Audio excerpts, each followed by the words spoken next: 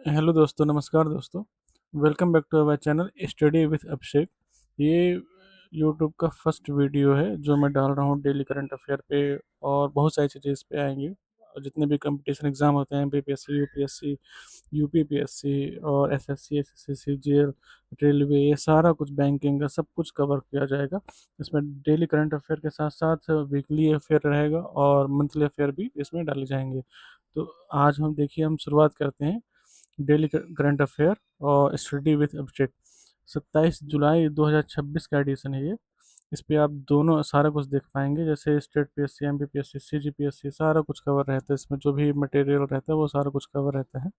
जो शुरुआत करते हैं हम नेशनल से, राष्ट्रीय से। जो कारगिल दिवस है, 26 जुलाई 2026 को पूरे भारत में 27वां कारगिल दिवस मनाया गया था। अब इसे याद करने का तरीका कैसा है कि 26-26 को 27, 26-26-27, इससे याद कर सकते हैं कारगिल दिवस कब मनाया गया था। 26-26, 26 जू 26, तो जू से जुलाई हो जाता है। 26 जुलाई 2026 को कारगिल दिवस मनाया जाता है। यह दिवस, यह ऑपरेशन विजय के तहत 1919 में मनाया गया था, कि कारगिल युद्ध में भारत की जीत की याद में दिलाता है। प्रधानमंत्री मोदी ने कारगिल युद्ध स्मारक पर श्रद्धांजलि भी अर्पित की हुई है। इसका मेन मेन जो पॉइंट है वो बता देता हूँ परीक्षा बिंदु के हिसाब से। कारगिल दिवस कब हुआ था? कारगिल जो युद्ध हुआ था 1919 में हुआ था। और यहाँ साफ साफ लिखा हुआ है ऑपरेशन विजय। ऑपरेशन विजय जो नाम है, जैसे आप अभी रिसेंट में आप देखे होंगे ऑपरेशन सिंदूर नाम रहता है। कोई भी ऑपरेशन जब हमारी भारतीय सेना करती है तो उसका एक नाम रहता है। तो ये ऑपरेशन विजय नाम है। कारगिल विजय दिवस 26 जुलाई को मनाया गया था। 26-26 मैंने बताया था याद करने का तरीका। और कैप्टन विक्रम बत्रा पीवीसी एक प्रमुख नायक थे। कारगिल लद्दाख केंद्र शासित प्रदेश में स्थित है। लद्दाख में स्थित है। लद्दाख अब केंद्र शासित प्रदेश है। इसको याद रखिएगा। रखिएगा साथ में। ये जीके के क्वेश्चन जो हैं वो भी रेडी होते जा रहे हैं। नेक्स्ट क्वेश्चन की तरफ बढ़ते हैं। यूनियन कैबिनेट अप्रूव भव्य रसायन स्कीम। भव्य रसायन स्कीम क्या कहलाती है? यूनियन कैबिनेट ने अप्रूव किया भारत औद्योगिक विकास योजना रसायन। तो यहाँ से बी ए विकास योजना रसायन, ये सारा कुछ हम जब ऐड करते हैं तो भव्य रसायन होता है। भारत में बी एच हमने ऐड कर लिया है, औद्योगिक में ए ऐड कर लिया, विकास का भी ऐड कर लिया। सारा कुछ जो हमने पॉइंट बना के आप जानते होंगे, ये सब रसायन हमने ऐड किया तो भव्य रसायन होता है। ये स्कीम किसने किसने बनाई? तो एग्जाम पॉइंट ऑफ व्यू से department of chemical and petroleum ने बनाया और ministry of chemical and fertiliser ने बनाया। तो ये दो दो जो मिनिस्ट्री है उन्होंने बनाया हुआ था। इसका जो मेन उद्देश्य क्या है? इसका उद्देश्य है जो import substitution, FDI attraction, global value chain and support आत्मनिर्भर भारत। जो सबसे मेन है इसको याद रखिएगा। सपोर्ट आत्मनिर्भर भारत से ही डायरेक्ट एक क्वेश्चन बन जाता है। दोस्तों इस वीडियो में याद रखिएगा जो भी क्वेश्चंस बन रहे हैं, जो भी क्वेश्चंस मैं आगे पढ़ाता जाऊंगा, वे एग्जाम पॉइंट ऑफ व्यू से ज़्यादा ही, बहुत ही ज़्यादा इंपॉर्टेंट है। तो एक भी क्वेश्चन को मिस मत करिएगा। उसका जो भी एक भी पार्ट है, कहीं भी कुछ भी लगता है कि अभी आपको और जानना है उसके बारे में, तो मुझे कमेंट में ज़रूर लिख दीजिएगा। मैं उसका एक सेपरेट वीडियो ही पूरा बना दूंगा। जैसे सपोर्ट आत्मनिर्भर भारत है, तो आप मुझे इस पे बताइए। अगर आपको जानना है या फिर कोई भी डिपार्टमेंट के बारे में जानना है, मिनिस्ट्री के बारे में जानना है, तो आप मुझे बता दीजिए। मैं इस पर डिटेल में वीडियो बता दूंगा। जैसे एफडीआई क्या होता है, एफडीआई अट्रैक्शन क्या है, ग्लोबल वैल्यू चेन क्या है, इसके बारे में आप जानना चाहेंगे तो मुझसे बता सकते हैं कमेंट में। मैं कमेंट में पूरे डिटेल में बता दूंगा। पर एक भी जो वीडियो है, एक भी पार्ट को मिस मत करिएगा, क्योंकि इससे ही आपके एग्जाम की तैयारी होगी। आत्मनिर्भर भारत को समर्थन देता है ये पूरा। नेक्स्ट जो पार्ट है वो देखते हैं नेक्स्ट क्वेश्चन में। H C L Tech 15,000 crore AI investment Orissa. जो उड़ीसा में एच सी एल टेक का 15,000 करोड़ का एआई इन्वेस्टमेंट हुआ है। इसका मेन क्या है? इसे भुवनेश्वर स्थापित करने वाला एक एआई अनुकूलित डाटा सेंटर 14,257 करोड़ रुपए और एक वैश्विक डिलीवरी सेंटर 730 करोड़ रुपए का शामिल है। परीक्षा बिंदु के हिसाब से देखा जाए तो क्या है? उड़ीसा का नाम आया तो उड़ीसा के मुख्यमंत्री कौन है? मोहन चरण मांझी। अब जीतनराम मांझी का आपने भोपाल माफ करिएगा, बिहार में याद किया हुआ है। जीतनराम मांझी आपको पता होंगे, जो वहाँ अभी पूर्व मुख्यमंत्री रह चुके हैं एक बार। वैसे ही मांझी मांझी अगर आप कनेक्शन बैठाते हैं तो मोहन चरण मांझी भी एक उड़ीसा के मुख्यमंत्री है। तो उड़ीसा के मुख्यमंत्री और पूर्व मुख्यमंत्री बिहार के जीतनराम मांझी, आप मांझी मांझी से कनेक्शन बैठा लीजिएगा, है ना। राज्यपाल कौन है? हरि बाबू कंभमपति। कंभमपति हरि बाबू, हरि नारायण हरि का जो राज्यपाल होता है वो बड़ा पद होता है, पूरे स्टेट में, पूरे राज्य में एक बड़ा पद होता है। और हमारे लिए बड़ा पद कौन है? हमारे भगवान, हमारे जो अल्लाह है, हमारे जो जीसस हैं, वो हमारे लिए मेन है। तो यहीं से हरि से याद रखिएगा, जो मेन है वो वही है। राजधानी क्या है उड़ीसा की? भुवनेश्वर। ये सारा जो जीके का है और साथ में परीक्षा पॉइंट ऑफ व्यू से ज़्यादा इंपॉर्टेंट वो सब मैंने कुछ कवर किया हुआ है। तो H C L Tech company एक प्रमुख भारतीय आईटी कंपनी है, ये जरूर याद रखिए। H C L Tech company है, ये प्रमुख भारतीय कंपनी है, भारत के एआई बुनियादी ढांचे और तकनीकी आत्मनिर्भर को बढ़ावा देता है। एआई इंफ्रास्ट्रक्चर और टेक्नोलॉजिकल इंडिपेंडेंसी, ये आत्मनिर्भरता, ये बढ़ाता है इसमें। ठीक है, नेक्स्ट क्वेश्चन की ओर जाते हैं। राजस्थान स्टेट वार प्लान 2047 क्या कहलाता है? राजस्थान के सीएम क्या है? भजनलाल शर्मा। आप भजनलाल शर्मा के बारे में जानते होंगे, ये एक आते हैं बीजेपी कैडर से, आरएसएस कैडर के ही कहलाते हैं।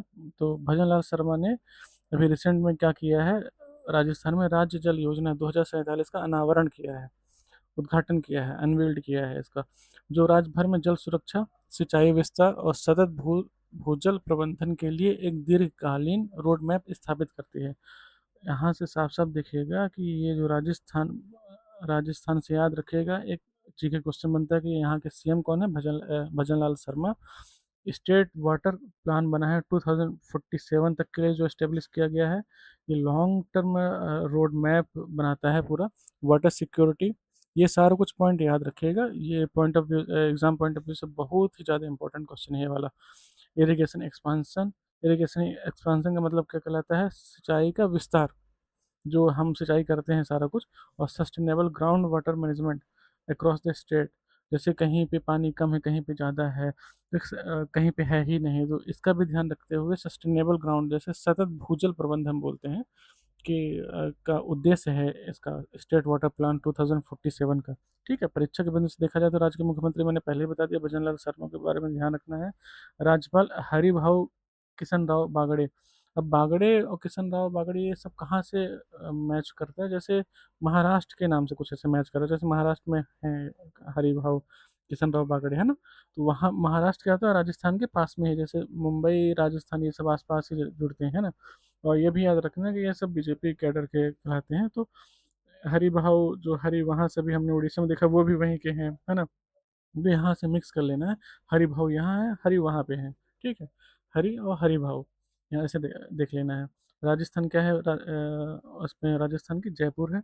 राजस्थान क्षेत्रफल के हिसाब से भारत का सबसे बड़ा राज्य है। ये एक देखा जाए तो जीके का जो एसएससी सीजीएल के हिसाब से दिख रहा है, मैं ये मत सोचिएगा कि मैंने बोल दिया है कि तो ये बैंकिंग में क्वेश्चन पूछा जाएगा या फिर बड़े एग्जाम में, जो बड़े यूपीएससी में पूछा जाएगा। ये अगर मैंने एग्जाम पॉइंट ऑफ व्यू से बोल रहा हूँ तो ये सब जगह पूछा जा सकता है, इसलिए आपको रिमेंबर रखना है, अपने लिए भी रखना है और आने वाले फ्यूचर के लिए भी। जैसे मान लीजिए आप कोई कंपटीशन एग्जाम में बैठते हैं तो उसके लिए जरूर ध्यान रखिए। जल जीवन मिशन और अटल भूजल योजना के अनुरूप है ये। दो योजना है, जल जीवन मिशन और अटल भूजल योजना के अनुरूप है। अगर आप इसके बारे में डिटेल वीडियो जानना चाहते हो तो कमेंट में लिख दीजिएगा, मैं इसके बारे में डिटेल में वीडियो बना दूंगा।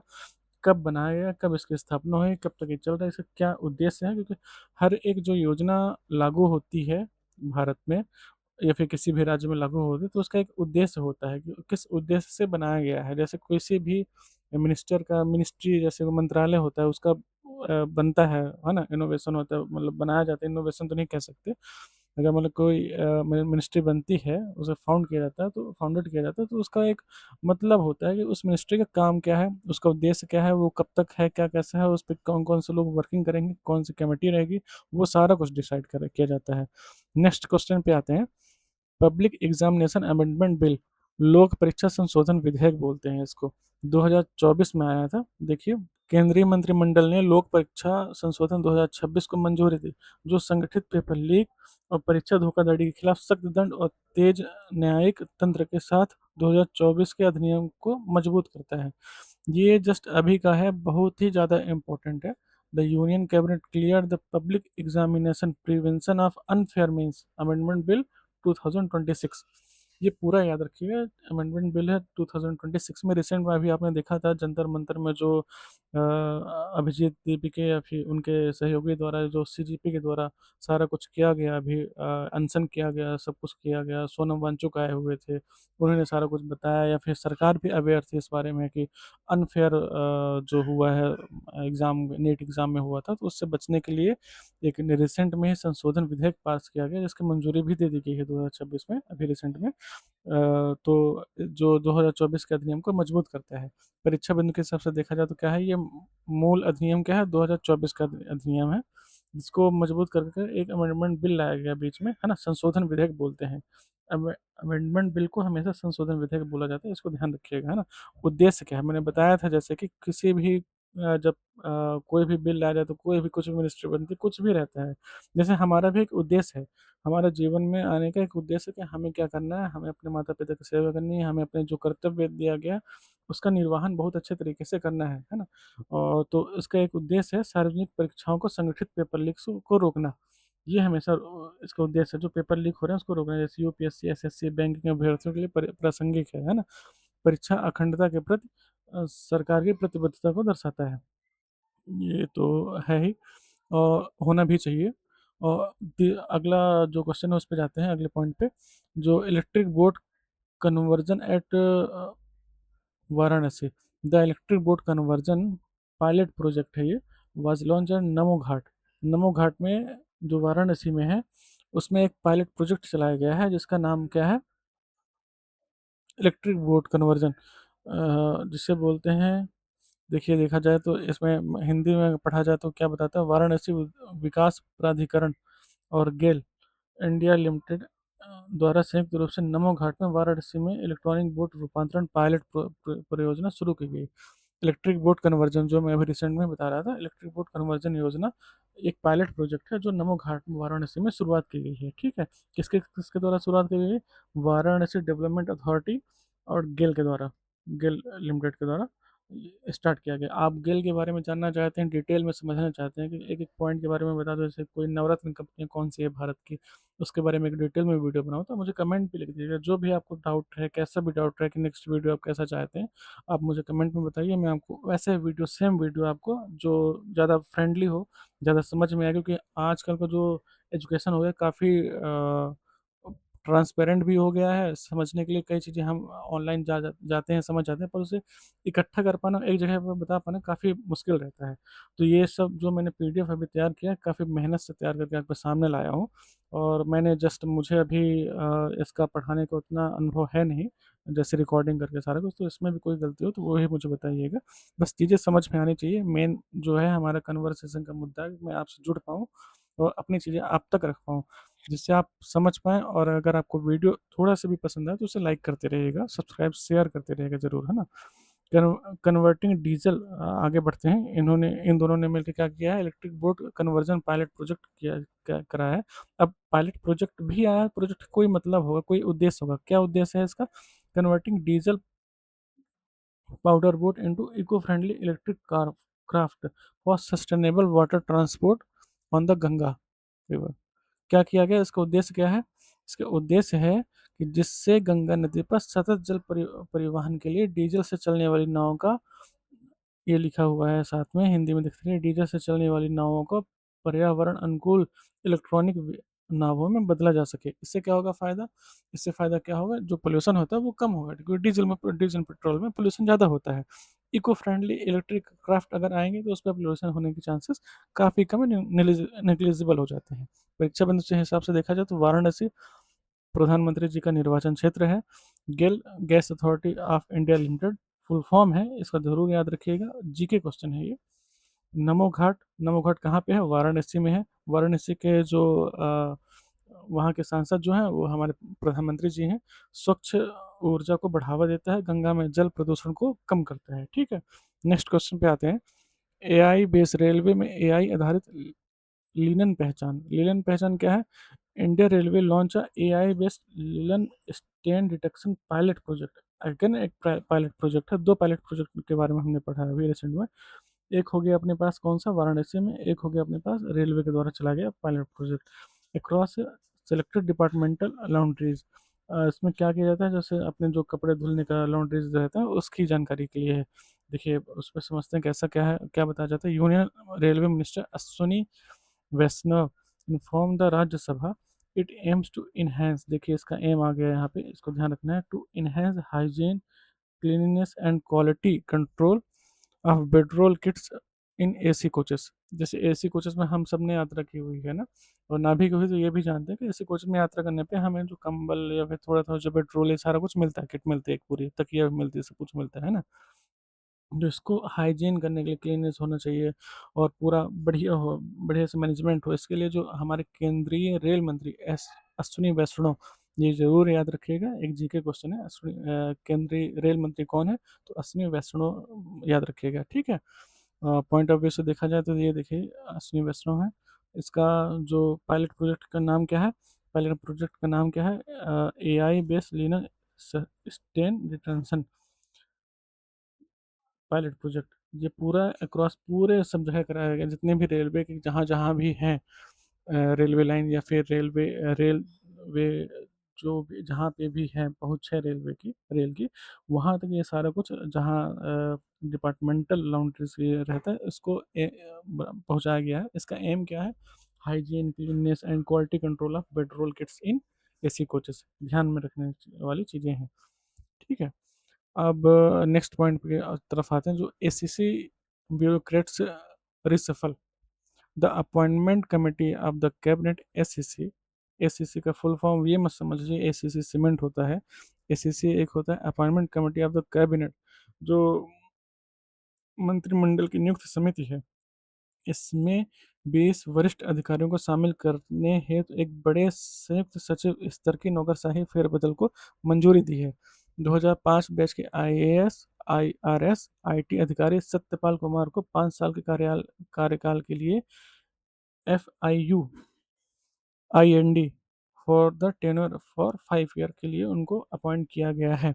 परीक्षा बिंदु से हिसाब से देखा जाए तो FIU IND क्या है, वित्तीय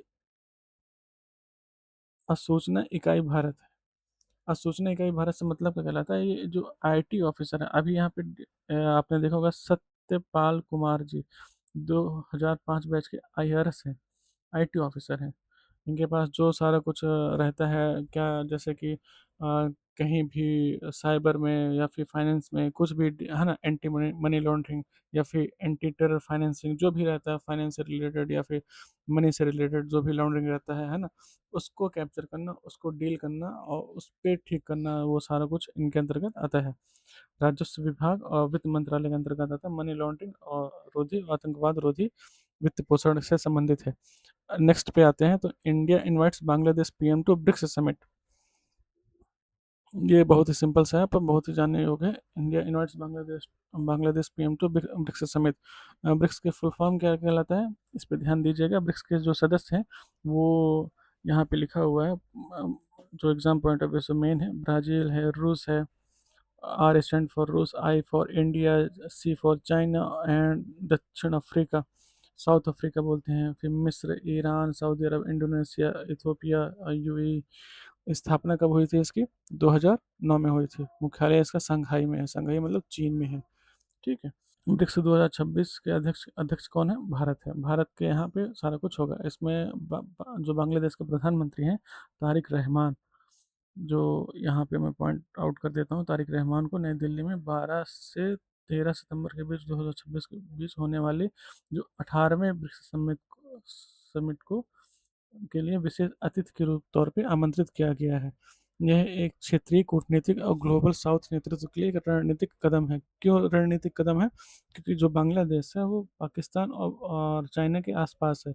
अब बांग्लादेश में पहले जो प्रधानमंत्री रहती थी, वो हमारे इंडिया को सपोर्ट करती थी। रिसेंट में अभी तारिक रहमान से भी अब सपोर्ट मिलने लग गया है, पर जैसे उसके पहले थोड़ा बीच में हुआ है गड़बड़, जिस वजह से कूटनीतिक नहीं उतना समझ पाए हैं भारत और बांग्लादेश के बीच के रिश्ते। अब धीरे धीरे उस पर बेहतर हो रहे हैं दोनों के रिश्ते, और इसकी वजह है प्रधानमंत्री, हमारे प्रधानमंत्री जी और बांग्लादेश के प्रधानमंत्री तारिक रहमान। अब इंटरनेशनल न्यूज़ पे आते हैं। भारत और इसराइल का एफटीए नेगोशिएशन हुआ है। एफटीए नेगोशिएशन क्या कहलाता है? Free trade agreement. Free trade agreement क्या कहलाता है, इसको बहुत ही थोड़ा सा ध्यान से समझते हैं, फिर उसके बाद डिटेल में समझना तो मुझसे कमेंट में लिखते जाइएगा, है ना। भारत और इसराइल ने नई दिल्ली के वाणिज्य भवन में अपने प्रस्तावित मुक्त व्यापार समझौते या फ्री ट्रेड एग्रीमेंट के लिए दूसरे दौर की वार्ता पूरी कर ली है। फ्री ट्रेड एग्रीमेंट अभी कहाँ कहाँ पे हो रखे हैं? जैसे अभी अमेरिका का भी हो गया है रिसेंट में, है ना। उससे साइनिंग शायद प्रोसेस हो गई है उसकी भी। और जैसे ऑस्ट्रेलिया के साथ हो गया, ऐसे बहुत सारे देशों के साथ एफ टी हो रखा है, फ्री ट्रेड एग्रीमेंट। और नवंबर 2025 में 25 से जो हस्ताक्षर या सिग्नेचर है अभी भी अटका हुआ है, पर प्रगति लगातार बनी हुई है। दूसरे दौर की वार्ता रिसेंट में हुई है, तो आप जान सकते हैं, समझ सकते हैं कि अभी वार्ता चल रही है इनके बीच। इसराइल की राजधानी क्या है? जेरूसलम है। मुद्रा क्या है? Israel shekel. इसराइल और भारत के मध्य जो है रक्षा, कृषि और विज्ञान का तकनीक सहयोग है। इसके बारे में और बता देता हूँ। जो मोसाद वहाँ की जो एजेंसी है, भारत की जो एजेंसी है, रॉ जिसे बोलते हैं, इन दोनों का बहुत ही अच्छा जो मित्रव्रत जो व्यवहार जो चलता है दोनों के बीच में, बहुत अच्छा चल रहा है। इसी वजह से काफ़ी कुछ जो बीच में ऑपरेशन हुए हैं, तो इसमें भारत भी इसराइल की मदद करता है, इसराइल भी भारत की मदद करता है। तो अब जो मैं हम यहाँ पे वापस आते हैं, तो एफटीए का जो उद्देश्य है द्विपक्षीय वार्ता को बढ़ावा देना है, ठीक है। नेक्स्ट पॉइंट पर आते हैं, India France strategic maritime partnership. इस पर देखते हैं। समुद्री साझेदार होता है जिसे बोलते हैं। भारत और फ्रांस के ने हिंद महासागर क्षेत्र में समुद्री सहयोग को गहरा करने, नौवहन को स्वतंत्रता और नियम आधारित अंतर्राष्ट्रीय व्यवस्था को बढ़ावा देने के लिए सामरिक समुद्री साझेदारी समझौते पर हस्ताक्षर किए हैं। एग्जाम पॉइंट ऑफ व्यू से देखा जाए तो फ्रांस का कैपिटल क्या है? पेरिस है। फ्रांस की राजधानी कैपिटल पेरिस है, ठीक है। प्रेसिडेंट कौन है? एमएल मैक्रोन है। ईरान, इंडिया और फ्रांस राफेल डील हो रखी है, जैसे पूरा न्यूक्लियर प्रोजेक्ट है जो कंटिन्यू चल रहा है। स्कॉर्पियन सबमरीन है। और इंडो स्पेसिफिक स्ट्रेटजी चल रही है। रिसेंट में अभी अमेरिका ने इंडो पैसिफिक से पैसिफिक स्ट्रेटजी कर दिया था, इंडो नाम हटा दिया था। जस्ट इसी वजह से भारत और फ्रांस के बीच में इंडो पैसिफिक स्ट्रेटजी हो रही है। एक बार भारत के हमारे जो प्रधानमंत्री हैं, इन्होंने फिर से इंडो पैसिफिक स्ट्रेटजी को जिंदा किया हुआ है। तो इसे समझने वाली बात है, और जो विदेशी कूटनीति होती है काफ़ी अच्छी है। स्पेस एक्स स्टार से फ्लाइट 13। स्पेस एक्स ने बूस्टर 20 और सिप 40 स्टैक को उड़ाते हुए स्टार सिप फ्लाइट 13 को सफलतापूर्वक लॉन्च किया। मिशन ने पेलोड परियोजना, अंतरिक्ष में इंजन, युद्धाभ्यास और उच्च ऊर्जा वायुमंडल पुनः प्रवेश हासिल किया। देखा जाए मोटा मोटा अगर मैं इसको समझा दूँ, तो बूस्टर 20 और सिप 40 स्टैक, यहाँ पे देखा जाए, आप समझ रहे हैं, बूस्टर 20 और सिप 40 स्टैक के जो फ्लाइट किया हुआ है, स्टार से फ्लाइट 13, है ना। इसका मिशन अचीव हुआ है पे load deployment and space engine manoeuvre and high energy atmosphere re entry. जैसे एटमॉस्फेयर में जाना, फिर आना, फिर दोबारा एंट्री करना, उसी को बोलते हैं री एंट्री करना। एग्जाम पॉइंट ऑफ व्यू से देखा जाए, स्पेस एक्स के सीईओ जो है एलन मस्क है। Starship is a fully reusable super heavy lift launch vehicle.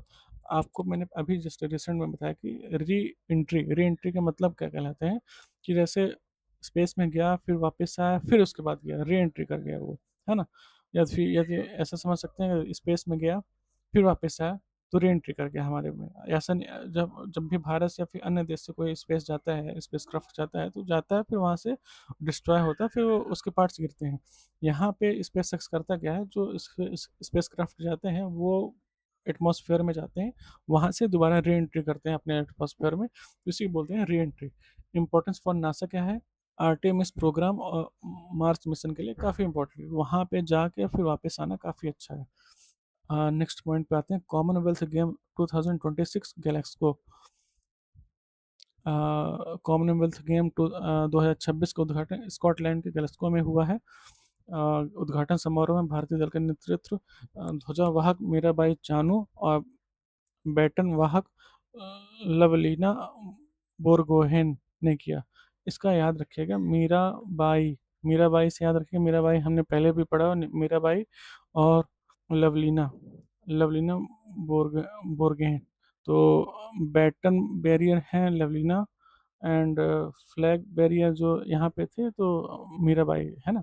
तो मीराबाई से, मीराबाई हमने पहले भी सुन रखा है, मीराबाई के दोहे मीराबाई से, वहाँ से याद रखें। 2026 का जो उद्घाटन है, जो ओपनिंग हुई है, वो स्कॉटलैंड गैलेक्सको में हुई है। उसका जो हमारे फ्लैग बैरियर जो ध्वजा जो उठाया हुआ था, ध्वजा वाहक है, वो मीराबाई चानू है। और जो इसका बैटन वाहक है वो लवलीना, लवलीना जी हैं, है ना। परीक्षा बिंदु से देखा जाए तो कॉमनवेल्थ गेम 2026 की मेजबानी कौन कर रहा है? स्कॉटलैंड कर रहा है। CWG में हर 4 साल में आयोजित होता है। 56 56 राष्ट्रमंडल देश भाग लेते हैं। भारत ने बर्मिंघम 2022 में 61 पदक जीते थे। 61, 2022 के बाद +4 करेंगे तो 2026, मतलब इस साल हर 4 साल में होता है। तो 2022 में 61 पदक जीते थे भारत ने। और ये CWG हर 4 साल में होता है, उसको माइंड में रखिएगा हल्का सा। चाइना ज़्यादा रखेंगे तो ज़्यादा फिर चीज़ें ले नहीं पाएंगे, समझ नहीं पाएंगे, इसलिए मैंने बोला आप माइंड में हल्का सा रखिएगा, जो कि आप और भी चीज़ें समझ पाए, है ना। अब रिवाइज कराएंगे इसका हम, जो वीकली और मंथली इसका करंट अफेयर आएगा, उस पर भी एक आंसर क्वेश्चन आएंगे, तो उस पर भी हम डिस्कस करेंगे, है ना। चाइना Gravity-1C लॉन्च, चाइना जो चीनी कंपनी है, ओरियन स्पेस लॉन्च किया है उसने पूर्वी चीन सागर में Gravity-1Y4 रॉकेट लॉन्च किया है, जिसमें जिस 9 उपग्रह को कक्षा में स्थापित किया है। यह रॉकेट की तीसरी उड़ान और पहली लंबी दूरी की समुद्री प्रक्षेपण है था। परीक्षा बिंदु से देखा जाए तो चीन की राजधानी बीजिंग है। ओरियन स्पेस क्या है? निजी एरोस्पेस कंपनी है। समुद्री प्रक्षेप जोखिम कम रहता है प्रक्षेपण में, लचीली प्रक्षेपण स्थितियों को अनुमानित देता है। इस पर देखा जाए कौन सा अभी उड़ान भरा है, Gravity-1Y4 रॉकेट लॉन्च किया है, ठीक है। अब बात करते हैं तीसरे मॉड्यूल की, इकोनॉमिक एंड बैंकिंग, अर्थव्यवस्था और बैंकिंग के। RBI maintain repo rate at 6.5%। ये करंट अफेयर का क्वेश्चन है, ना कि जीके का क्वेश्चन है, ठीक है। जनरल नॉलेज क्वेश्चन नहीं है, करंट अफेयर क्वेश्चन है। रेपो रेट के बारे में जानकारी चाहिए हो तो कमेंट कर दीजिएगा, मैं उस पर डिटेल वीडियो 3-4 मिनट का, 10 मिनट का जो भी रहेगा उसका मैं टाइम पीरियड में बना दूंगा उस पर, ठीक है। भारतीय रिजर्व बैंक RBI ने अपनी तिमाही मौद्रिक नीति समीक्षा में रेपो रेट दर को 6% कर 6.5% कर दिया है। इस निर्णय का उद्देश्य मुद्रास्फीति नियंत्रण और आर्थिक विकास के बीच संतुलन बनाना है। RBI गवर्नर कौन है? संजय मल्होत्रा। ये है जीके क्वेश्चन। रेपो दर क्या कहलाता है? वह दर जिस पर RBI वाणिज्य बैंकों को उधार देता है, जो फाइनेंस बैंक होते हैं उनको उधार देता है। रिजर्व रेपो रेट रेपो से कम होता है। मौद्रिक नीति समिति दरें तय करती हैं, ठीक है। RBI Digital Rupee Regulatory Sandbox. RBI introduced the Digital Rupee Regulatory Sandbox to facilitate secure experimentation of retail central bank digital currency, CBDC. CBDC का फुल फॉर्म क्या है? Central bank digital currency. CBDC ये exam point of view से main है, तो इसको समझिए। CBDC का कहलाता है central bank, CB central bank, DC मतलब डिजिटल करेंसी, ठीक है। ई रुपी पायलट लॉन्च किया गया 2022 में। अब पायलट प्रोजेक्ट है, लॉन्च किया गया, तो उसका उद्देश्य तो होगा ही। ये हम इस वीडियो में तीसरा पायलट प्रोजेक्ट देख रहे हैं, ठीक है। RBI is a central bank of the India, ठीक है। RBI का फुल फॉर्म क्या है? रिजर्व बैंक ऑफ इंडिया, ठीक है। Digital rupee aim to reduce cash dependency. अब ऑनलाइन पैसे को दिखाना, इसका सीधे सा मतलब है जो हम फिजिकल रुपीज़ लेते हैं उसकी जो निर्भरता है उस पर कम रखना, है ना।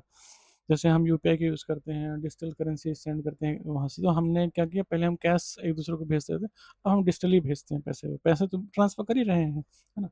नेक्स्ट पॉइंट पे आते हैं। India's first natural gas future contract. Bharat का पहला प्राकृतिक गैस वायु अनुबंध national stock exchange NSE launch 27 जुलाई 2026 को, मतलब आज के दिन उन्होंने लॉन्च किया हुआ है।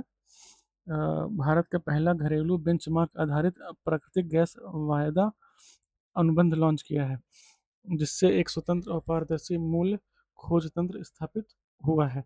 परीक्षा बिंदु के हिसाब से देखा जाए तो एनएससी क्या है, नेशनल स्टॉक एक्सचेंज। एनएससी का फुल फॉर्म देख सकते हैं। सेबी प्रतिभूति बाजार को विनियमित करता है। सेबी का फुल फॉर्म भी होता है security board exchange of India, जो प्रतिभूति बाजार को विनियमित करता है। प्राकृतिक गैस एक स्वच्छ जीवाश्म ईंधन है। हेजिंग और मूल जोखिम प्रबंधन में सहायक है। हेजिंग क्या कहलाता है और मूल जोखिम संबंधन, इस बारे में समझना हो तो मुझे बताते जाइएगा। हेजिंग का मतलब सिंपल सा होता है कि हमने पैसों को दिया और पैसे में कुछ भी दिक्कत हुई, नहीं पहुंच पाया वहां तक, या फिर अच्छे से नहीं पहुंच पाया, है ना, कुछ भी ऐसा रहता है तो उसे हेजिंग ही कहलाते हैं। फ्रॉड बोल सकते हैं या फिर कुछ वैसा बोल सकते हैं उस पर, है ना। अ, पारदर्शी मूल बोल सकते हैं, स्वतंत्र होना चाहिए ना, हेजिंग सारा कुछ होता है उसका मतलब। PNB and Andhra Pradesh quantum finance hub. PNB और आंध्र प्रदेश सरकार ने अमरावती क्वांटम वैली में भारत का पहला बैंक नेतृत्व वाला क्वांटम फाइनेंस हब स्थापित करने के लिए समझौता ज्ञापन पर हस्ताक्षर किया है। पीएनबी की स्थापना कब हुई थी? 1900 1894 में। 1894 मतलब भारत भारत के आज़ाद होने से पहले। एसबीआई के बाद दूसरा सबसे बड़ा सार्वजनिक बैंक कौन सा है? पीएनबी है। इसको याद रख, सबसे नंबर 1 पे एसबीआई है, दूसरे नंबर पे पीएनबी है। इसका मुख्यालय कहाँ पे है? नई दिल्ली में है। एमडी और सीईओ कौन है इनके? अशोक चंद्र जी हैं। अशोक चक्र, अशोक चंद्र, याद आया? अशोक चक्र, अशोक चंद्र, है ना।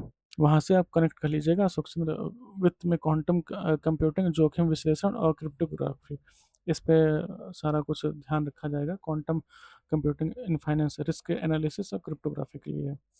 सेबी अप्रूव कैरेलियन एसेट मैनेजमेंट को मंजूरी दी है। सेबी ने कैरेलियन एसेट मैनेजमेंट एंड एडवाइजरी को इक्विटी डेट हाइब्रिड योजना पेश करते हुए म्यूचुअल फंड एमएफ व्यवसाय शुरू करने के लिए मंजूरी दी है। अब इसका शॉर्ट फॉर्म देखा जाए तो ए सी ए एम ए देखा जाता है ना। परीक्षा बिंदु से के हिसाब से देखा जाए तो सेबी का फुल फॉर्म क्या है? Security and exchange board of India, मैंने जैसे रिसेंटली में बताया था, है ना। थोड़ा ऊपर नीचे हो सकता है, आप समझ जाइए। इसमें लिखा हुआ है सेबी का फुल फॉर्म क्या है? Security and exchange board of India. Headquarter इसका मुंबई में है। Mutual fund regulatory under SEBI regulation 1996। अब म्यूचुअल फंड में जो भी इन्वेस्टमेंट होता है, जो बाजार जोखिमों के अधीन होता है, उसका सारा जो इन्वेस्टमेंट होता है वो सारा कुछ सेबी के अंडर में ही होता है। उसका रेगुलेशन कहते हैं 1996 में एस्टेब्लिश हुआ था, ठीक है। अ,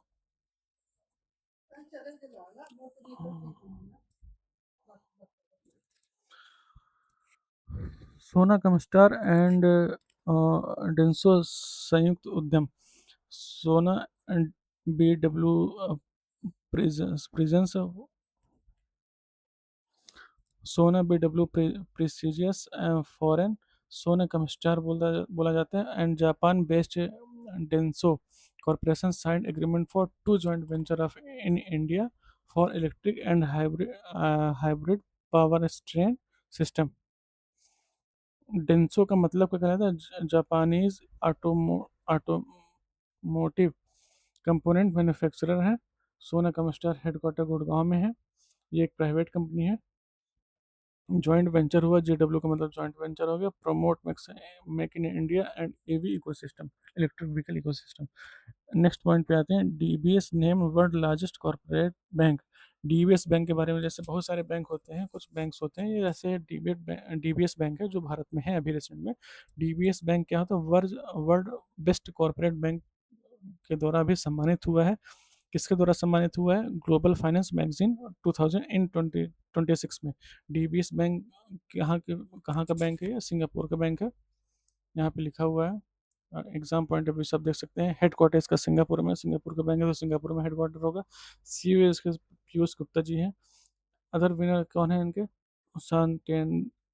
Satyendra and SBI world best consumer bank. Consumer bank मतलब जो ग्राहकों के लिए बेस्ट बैंक है वो एसबीआई हो गया। वर्ल्ड बेस्ट बैंक क्या है? सत्येंद्र। एंड जो वर्ल्ड बेस्ट कॉर्पोरेट बैंक है वो अपना डीबीएस बैंक है। ठीक है। पे लोकल गूगल पे इंटीग्रेशन। पे ग्लोबल ने अपने अंतर्राष्ट्रीय भुगतान गेटवे पर गूगल पे कार्ड भुगतान शुरू किया है, जिससे भारतीय व्यापारी 90 प्लस देशों में 1 अरब से अधिक ग्राहकों तक पहुंच सकेंगे। परीक्षा बिंदु से हिसाब से देखा जाए, पे ग्लोबल की स्थापना कब हुई थी? 2021 में हुई थी। मुख्यालय इसका बेंगलुरु में है। आरबीआई अधिकृत भुगतान इंटीग्रेटर है, और एप्पल पहले से ही ऐसे ही प्लेटफॉर्म पर लाइव है ना। अब बात करते हैं चौथे मॉड्यूल पे, साइंस एंड टेक्नोलॉजी पे। इसरो लॉन्च ध्रुव सेकंड EOS-09। इसका मुख्य उद्देश्य क्या है? पृथ्वी अवलोकन उपग्रह को सफलतापूर्वक लॉन्च किया। यह आपदा प्रबंधन और कृषि मानचित्रण में सहयोग करेगा। इसका मुख्य उद्देश्य जो है, ये है disaster management and agriculture mapping के लिए ये हेल्प करेगा इसमें। ठीक है। एग्जाम पॉइंट ऑफ व्यू से देखा जाए तो इसरो के चेयरमैन कौन है इसमें? वी नारायण है, जो हेडक्वार्टर है बेंगलुरु में है। साइट जो लॉन्च साइट है वो सतीश धवन स्पेस सेंटर श्रीहरिकोटा से लॉन्च किया गया है। और EOS क्या है? Earth observation satellite series. तो इसरो ने जस्ट ही लॉन्च किया एक सैटेलाइट को, जिसका नाम है ध्रुव सेकंड EOS-09, जिसका मेन उद्देश्य है डिजास्टर मैनेजमेंट और एग्रीकल्चर मैपिंग के लिए देखना समझना, उसको सहायता करना। नेक्स्ट पॉइंट पे आते हैं। DRDO कुसा LRSAM मैडन टेस्ट। इसका क्या मतलब होता है? DRDO ने उड़ीसा के APJ अब्दुल कलाम द्वीप में कुसा लंबी दूरी से सतह से हवा मिसाइल LRM का पहला उड़ान परीक्षण किया, सफलतापूर्वक किया, जिसमें एक इलेक्ट्रॉनिक लक्ष्य को भेदा। कुसा का क्या है? स्वदेशी वायु रक्षा प्रणाली है कुसा। M1 का मतलब है 150 किलोमीटर, M2 का मतलब है 250 किलोमीटर, M3 का मतलब 350 से 400 किलोमीटर की रेंज है। तो M3 टोटल लॉन्च किया गया है। LR सैम जो मतलब है, लक्ष्य क्या है? विमान, UV एंड क्रूज मिसाइल है। DRDO मुख्यालय कहाँ पे है? नई दिल्ली में है। कुसा एक स्वदेशी वायु रक्षा प्रणाली है, इसको याद रख लीजिएगा। कुसा और DRDO का मुख्यालय कहाँ पे है, ये याद रखिएगा। ठीक है। DRDO GTRI 350 kilogram turbojet engine develop India's first indigenous 350 kilogram thrust class expendable turbojet engine. Azad engineering is the manufacturer partner. जो आज़ाद इंजीनियरिंग है, वो एक मैन्युफैक्चरिंग पार्टनर है DRDO के साथ, जिसने क्या बनाया है? 350 किलोग्राम का thrust class expendable turbojet engine बनाया है इसमें। GTRE gas turbine research establish located in Bangalore, used in missile and unmanned system. जो मानव रहित सिस्टम होते हैं या फिर मिसाइल होते हैं, उन पर यूज़ किया जाएगा और आत्मनिर्भर भारत को ये बढ़ावा देगा डिफेंस में। नेक्स्ट पॉइंट पे आते हैं। NIELIT and SCL Mohali 1.2 micron PDK। Mohali में अर्धचालक डिजाइन शिक्षा के लिए स्वदेशी 1.2 micro processor design kit PDK जिसे बोलते हैं, डिज़ाइन किया गया है। ये ई चिप प्लेटफॉर्म को उपलब्ध कराता है। ई चिप हब प्लेटफॉर्म को उपलब्ध कराता है। ये सेमीकंडक्टर डिज़ाइन है, एजुकेशन पर्पज के लिए बनाया गया है। ये देखिए, e chip hub platform for the semiconductor design education. NIELIT national institute of electronics and information technology. Full form याद रख लीजिए, जीके क्वेश्चन है ये। SCL का फुल फॉर्म क्या होता है? SCL semiconductor laboratories Mohali. PDK process design kit and process India semiconductor mission SIM, support India semiconductor mission SIM बोलते हैं इसको। नेक्स्ट पॉइंट पे आते हैं। CSIR IICT advance R&D facility. Union minister Jitendra Singh, जो हमारे एक यूनियन मिनिस्टर हैं जितेंद्र सिंह जी, उन्होंने इनोग्रेट किया है 4 advance R&D facility at CSIR IICT Hyderabad में। इसमें मेन जो है वो fluorochemicals, continuous processing, sustainable engineering, complex and effluent treatment plant, ये सारा कुछ है।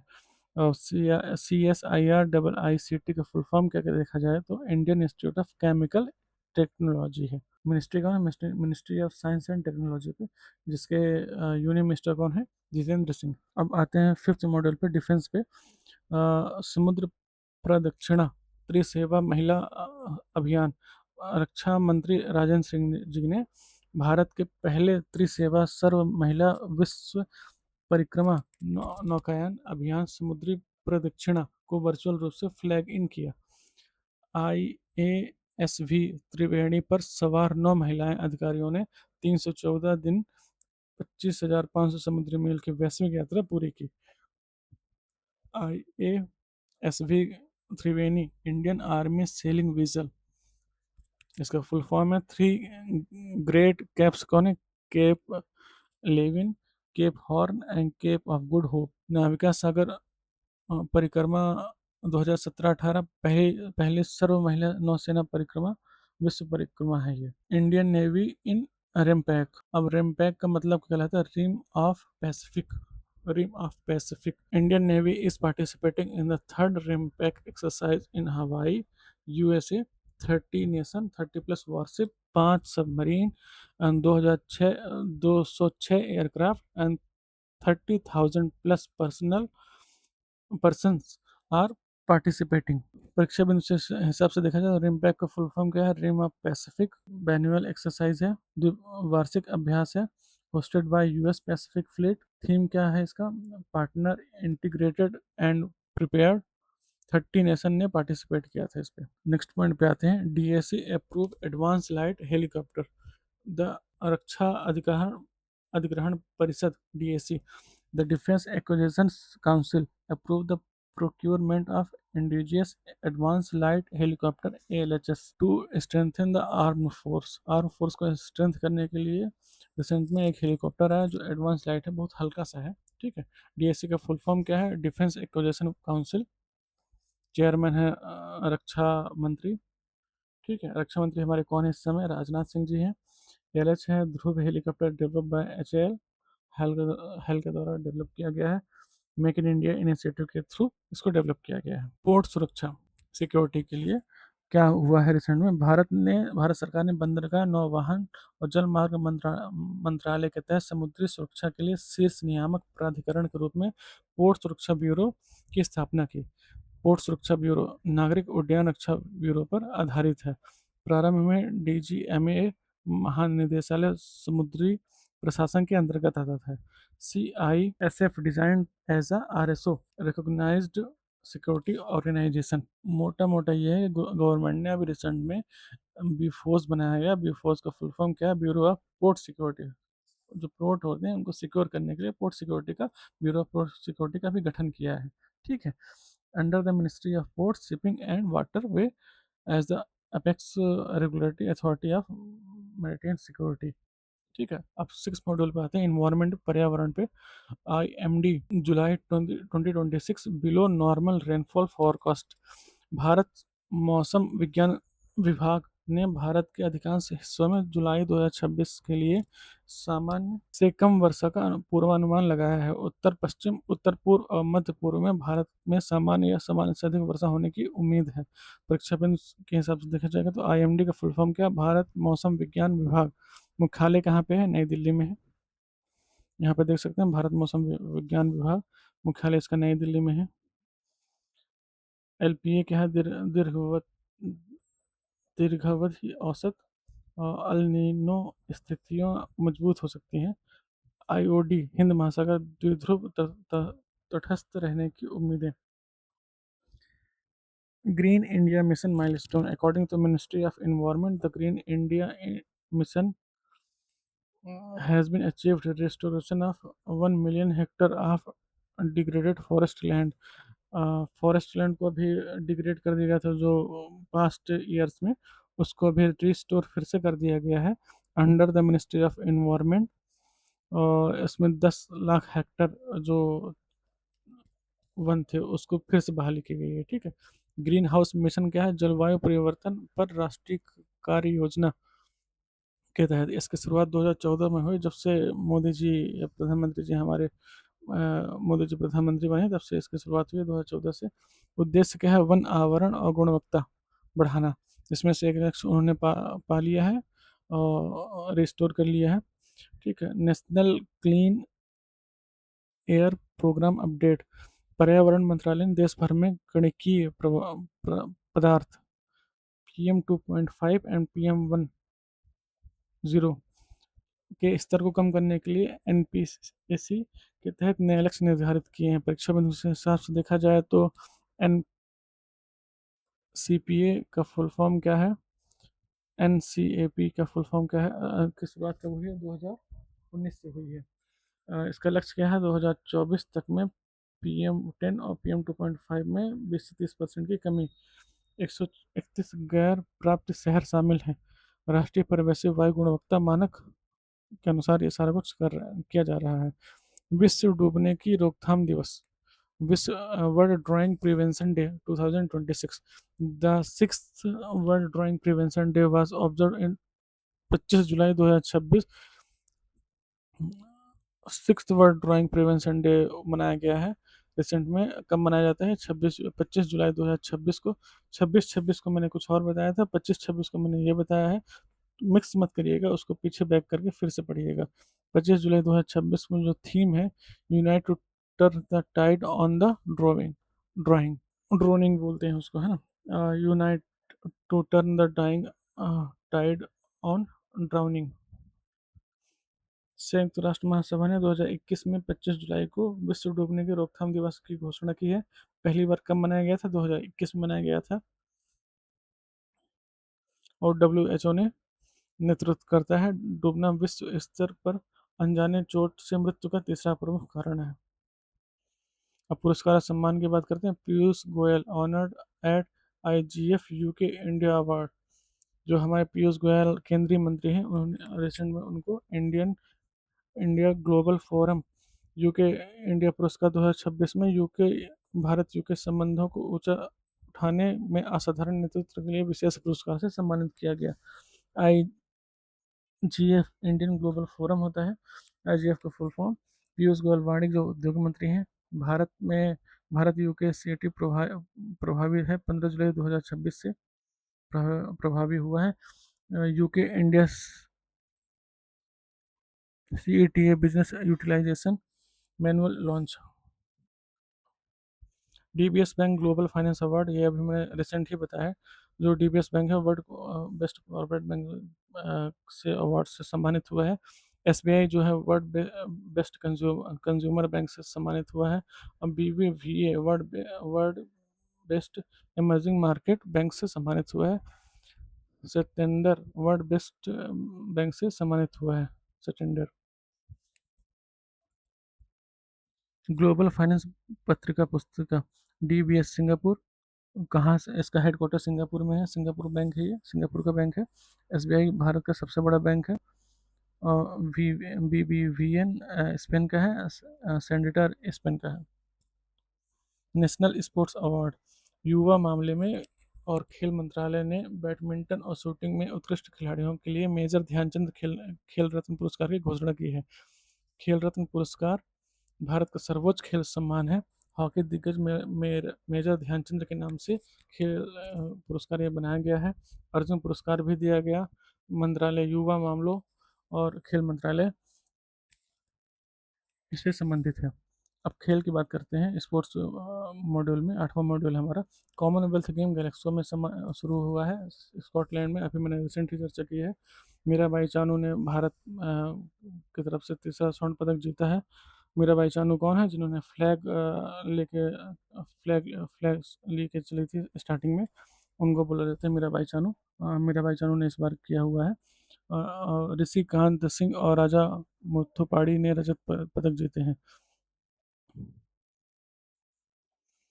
अगले पॉइंट पे जाते हैं। India versus Zimbabwe T20 series, जो अभी भारत और इंडिया का भारत और जिम्बाब्वे का मैच हुआ है। इसमें जिम्बाब्वे को 3-0 से हराया है। वैभव सूर्यवंशी ने यहाँ 15 वर्ष के एक छोटे समय में 18 गेंदों में अर्धशतक जड़ा हुआ है। भारत ने नंबर 1 T20 ICC रैंकिंग पुनः प्राप्त कर ली है। और T20 में अर्धशतक जमाने वाले सबसे युवा भारतीय बल्लेबाज कौन है? वैभव सूर्यवंशी।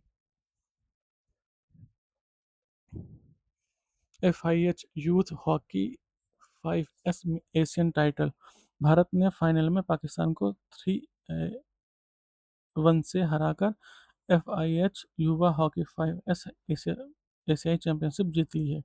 FIH अंतर्राष्ट्रीय हॉकी महासंघ, हॉकी 5S का मतलब है 5S साइड प्रारूप। भारत मोस्ट सक्सेसफुल टीम इन हॉकी हिस्ट्री बने हैं। ओलंपिक गोल्ड कितने हैं? 8 8 बार पाए हैं उन्होंने, भारत ने। India women qualify for LA 2028 Olympic. Los Angeles 2028 में ओलंपिक होने वाला है, जिसमें India women cricket team qualify कर गई है, डायरेक्टली क्वालिफाई कर गई है। ठीक है। अब देखते हैं 9वें मॉड्यूल पे अपॉइंटमेंट क्या हुआ है। सत्यपाल कुमार डायरेक्टर FIU-IND के बने हैं। 2005 के बैच के IRS IIT हैं। 5 साल का टेन्योर होता है FIU-IND का। हरजीत सिंह ग्रेवाल चेयरमैन NCM के हैं, national commission of minority. NCM का फुल फॉर्म है, जो 3 साल का टेन्योर है। Ravi Agarwal chairman of CBDT, reappointed for 6 month till 31 December 2026। Air marshal Tejinder Singh CISA chief of integrated defence staff. Lt general Sandeep Jain VCOS vice chairman of army staff. Air marshal Ashutosh Dixit VCAS vice chairman of air staff. मुनावारी Begum vice chairperson NCM national commission of minority. गेन स्योजा टिक्लो member NCM Christian community representative. Brijesh Desai NCM Parsi community representative. इन सबका हिंदी में एक बार लिखा हुआ आप देख सकते हैं। एग्जाम पॉइंट ऑफ व्यू से जो देखा जाए तो NCM का फुल फॉर्म क्या कहलाता है, वो नेशनल कमीशन ऑफ मिनॉरिटी, जिसमें 1992 में इस बॉडी का इनाग्रेशन या फिर बॉडी आया इसका। और 6 नोटिफाइड मिनॉरिटी है, Muslim, Christian, Sikh, Buddhist, Parsis and Jain. CBDT का फुल फॉर्म क्या है? Income tax department apex body. ठीक है। अब इम्पोर्टेंट डेज के बारे में जान लेते हैं। 24 जुलाई को इनकम टैक्स डे मनाया गया है। आयकर दिवस जिसे बोलते हैं 167वां 167 एनिवर्सरी है सिंस 1860 से। 25 जुलाई को वर्ल्ड ड्राइंग प्रिवेंशन डे, अभी डिस्कस मैंने किया हुआ है ऊपर। इसका जो थीम है वो याद रखिएगा, unite to turn the tide on drowning drowning. 26 जुलाई कारगिल विजय दिवस, सबसे पहले सबसे स्टार्टिंग में मैंने इस पर डिस्कशन किया हुआ है। 26 जुलाई को एक और मनाया जाता है, day of conversation of mangrove ecosystem. 29 जुलाई को इंटरनेशनल टाइगर डे, जो अभी आने वाला है। आज 27 है, कल 28 है, परसों 29 जुलाई को international tiger day. NTCA release all India tiger estimate data. अब MCQ पे आते हैं। कारगिल विजय दिवस कब मनाया जाता है? 26 जुलाई को। ये मैंने आंसर भी दे रखा है, जिससे आप एक बार अपने आप को रिकॉल कर सकते हैं कि आपने क्या क्या इस पूरे वीडियो में क्या क्या पढ़ाया हुआ है। रिकॉल करके अपने आप को फिर से प्रिपेयर कर सकते हैं। कारगिल दिवस विजय दिवस कब मनाया जाता है? 26 जुलाई को। यूनियन मिनिस्ट्री ओवरसीज द भव्य रसायन स्कीम, ये किसकी कौन सी मिनिस्ट्री के अंतर्गत आती है? Ministry of chemical and fertiliser के अंतर्गत। How much did HCL Tech invest in Orissa, कितना इन्वेस्टमेंट किया हुआ है तो उड़ीसा में? 15,000 crore. What is the current repo rate maintain by RBI? 6.5%। Who develop the Kusha LR SAM? DRDO। RIMPAC 2026 was held in, कहाँ हुआ है? हवाई, USA में। रैमपेक है ना। Which state partner with PNB for the quantum finance hub? Finance hub कौन सा state है? Andhra Pradesh state ने PNB के साथ पार्टनरशिप की हुई है रिसेंट में, क्वांटम फाइनेंस हब के लिए। How many women officer in समुद्र प्रदक्षिणा एक्सपांसन में कितने गए थे? 9 वुमेन। 9 वुमेन से याद रख सकते, 9 दुर्गा होती है, हमारे यहाँ मनाई जाती है हिंदुओं में। तो नौ दुर्गा में नौ देवी होता है, नौ देवी में मतलब नौ वुमेन ने जो समुद्र वुमेन ऑफिसर ने समुद्र प्रदक्षिण एक्सपेंडेशन किया हुआ है। By what marine did India win the T20 series versus by what margin, sorry, by what margin did India win T20 series versus Zimbabwe? 3-0 clean sweep किया हुआ है यहाँ से। ठीक है। Where will the BRICS 2026 summit be held? कहाँ पे होने वाला है ब्रिक्स सम्मेलन? नई दिल्ली, भारत में, अपने ही भारत में होने वाला है। When the world droning drowning prevention day observe? 25 जुलाई को। 25 जुलाई को डूबने से बचने वाला विश्व दिवस जो है मनाया जाता है। विश्व डूबने की रोकथाम दिवस मनाया जाता है। Where where is CSIR IICT located? Hyderabad में। ये इसका हेडक्वार्टर है हैदराबाद में। Who is the new director of FIUIND? Satyapal Kumar. I which PDK was launched by NIELIT and SCL Mohali? 1.2 micron. Which sport does Mirabai Chanu play? Weightlifting. जो flag अभी लेके चला है उन्होंने, Mirabai Chanu. When income tax day is observed? 24 जुलाई। 25 जुलाई को क्या था? 24 जुलाई को क्या है याद रखिएगा, इनमें कंफ्यूज होने की ज़रूरत नहीं है।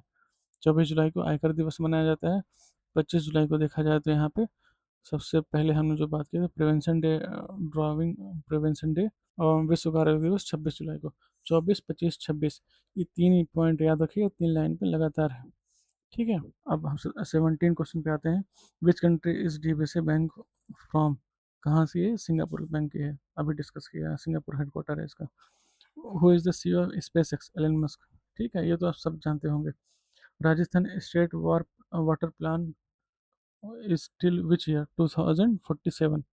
किसने लॉन्च किया था? भारत लाल शर्मा ने, जो वहाँ के मुख्यमंत्री हैं। When will India UK CETA comes into the force? 15 जुलाई 2026 से। One liner revision. Kargil Vijay Diwas कब मनाया जाता है? 26 जुलाई को। भव्य रसायन कब है? फाइनेंशियल ईयर 2026 2030 to 31 तक मनाया जाता है। Ministry of chemical and fertiliser, ये याद रखिएगा।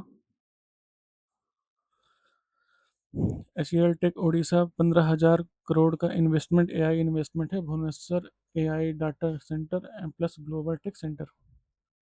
रेपो रेट RBI ने मेंटेन किया है, रेपो रेट 6.50 का। Inflation control and growth balance. Digital rupee sandbox, RBI initiated the CBDC secure experimentation. Kusha LR सैम DRDO long range surface to air missile है। 150 से 400 किलोमीटर रेंजेस की test in Orissa. RIMPAC Hawaii 2026 में 2026 रैमपेक हवाई हवाई USA में है। और 30 नेशन नेवल एक्सरसाइज अभी हुआ है। थीम क्या था इसका? Partner integrated and prepare. समुद्र प्रदक्षिणा में 9 वुमेन ने अभी पार्टिसिपेट किया, जिसमें टोटल 314 दिन लगे। और 25,500 समुद्री मील उत्तरी से सेवा अभियान है। PNB quantum hub Amaravati Andhra Pradesh में भी हुआ है। First led bank quantum finance hub है। कार्नेलियन म्यूचुअल फंड सेबी ने भी इंट्रोड्यूस किया है, अप्रूव किया है Carnelian asset management to launch mutual fund businesses. DBS bank क्या है? वर्ल्ड बेस्ट कॉर्पोरेट बैंक, अभी 2026 में इसको अवार्ड मिला है ग्लोबल फाइनेंस की तरफ से। पे ग्लोबल लॉन्च इन गूगल पे कार्ड पे पेमेंट। 90 कंट्रीज ने इंडिया मर्चेंट को स्वीकार कर लिया है। NIELIT SISCL 1.2 माइक्रोन PDK ये चिप हब है, जो अभी सेमीकंडक्टर के रूप में डिज़ाइन हुआ है। CISR IICT 4 advance R&D facility inaugurated in Hyderabad. GTRI engine 350 kilogram thrust class expendable turbojet है। आज़ाद इंजीनियरिंग भागीदार हैं इनके। इलेक्ट्रॉनिक बोर्ड वाराणसी में जो इको सिस्टम है, इलेक्ट्रिक सिस्टम है, इलेक्ट्रिक बोट है, जिसमें नमो घाट पे अभी इसको एक पायलट प्रोजेक्ट है जिसको अभी बनाया गया है, मतलब लॉन्च हुआ है पायलट प्रोजेक्ट। पीयूष गोयल को अभी अवार्ड मिला है, कहाँ पे मिला है? यूके में मिला है, IGF UK India award 2026, exceptional leadership award है ये। इंडिया जिम्बाब्वे ने 3-0 से अभी सीरीज जीती है जिम्बाब्वे से। वैभव सूर्यवंशी ने 18 गेंदों में शतक लगाया है। CWG 2026 गैलेक्सो स्कॉटलैंड में है। मेरा भाई चानू तीसरा लगातार स्वर्ण पदक जीता है। ब्रिक्स सम्मेलन इंडिया में होने वाला है, नई दिल्ली में होने वाला 18वां ब्रिक्स सम्मेलन है। बांग्लादेश जो PM है उनको इनवाइटेड किया गया है मुख्य अतिथि के रूप में।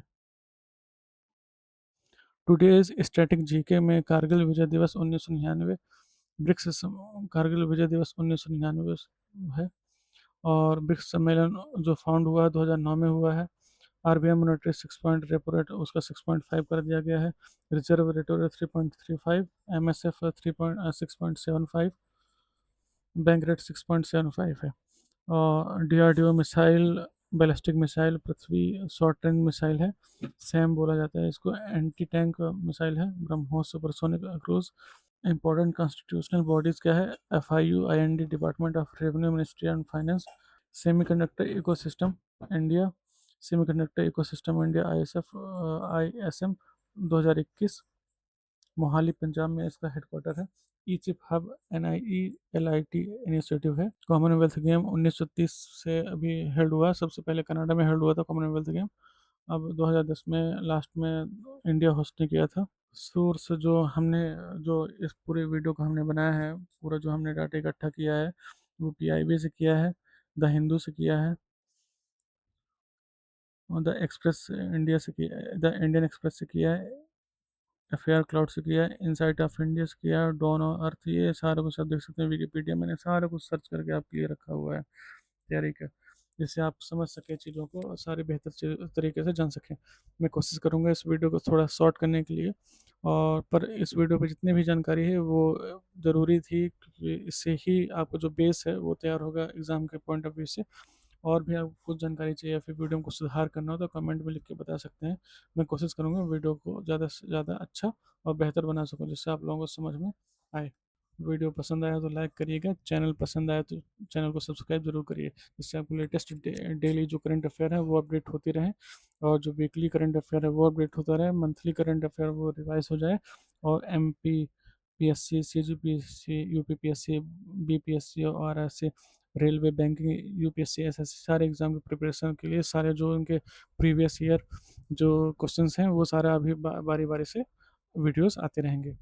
तो आपको जो फर्स्ट वीडियो चाहिए, जिस पे चाहिए, वो आप मुझे कमेंट में लिख दीजिए। मैं उस पर डिटेल वीडियो जो उसका क्वेश्चन क्वेश्चन है उसके आंसर के साथ विथ एक्सप्लेनेशन आपको साथ साझा करूँगा। धन्यवाद। वीडियो पसंद आया तो लाइक करिए, चैनल पसंद आया तो सब्सक्राइब जरूर करिए।